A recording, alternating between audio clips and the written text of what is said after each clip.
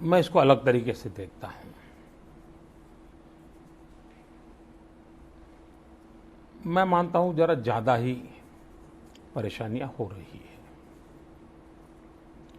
दोष हमारा है कि किसी और का है, ये मैं लोगों पे छोड़ता हूं, वो लोग निर्णय करें। लेकिन संसद में चर्चा होने से हो सकता है निर्णय ना हो, निर्णय विरोध में हो, उसमें क्या है, लेकिन चर्चा तो हो। दुख की बात यह है कि चर्चा से कोई भाग जाए, चर्चा न होने दे, ये लोकतंत्र में चिंता का विषय है। सरकारी काम हो या ना हो, वो उतना चिंता का विषय मैं नहीं देखता हूं। वो आज नहीं तो कल होगा, या कुछ चीजें ऐसे जो एडमिनिस्ट्रेटिव लेवल पे हो जाएगी। लेकिन सबसे बड़ी बात है, संसद है चर्चा के लिए, संसद है अपना विरोध व्यक्त करने के लिए, संसद है अपने विरोधों के तर्क देने के लिए, समर्थन के वक्त तर्क सुनने के लिए।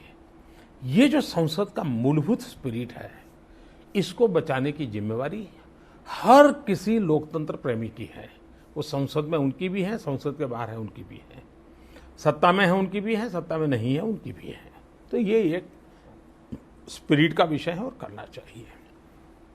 जहां तक सरकार का सवाल है, हर मुद्दे पर हर फोरम में हम लोगों ने बातचीत करने की प्रयास की है। मैंने स्वयं में भी विपक्ष के नेताओं से मिलकर के बातें की हैं। बिल्कुल, हमारे सरकार के जो प्रमुख लोग हैं वो भी लगातार संपर्क में रहते हैं, और आपने देखा होगा कि कई मसले हल भी हुए हैं। कई हमने करीब राज्यसभा में पिछले सत्र में 12 बिल पास किए, लोकसभा में 10 बिल पास किए, तो गति बढ़ी भी है।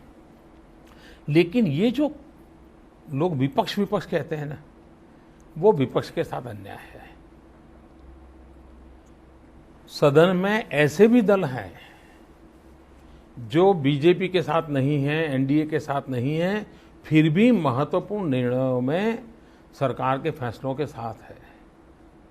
इसलिए सब विपक्ष सामने है, ये इस प्रकार से विपक्ष को बदनाम करना, ये जो कुछ लोग कर रहे हैं वो गलत कर रहे हैं।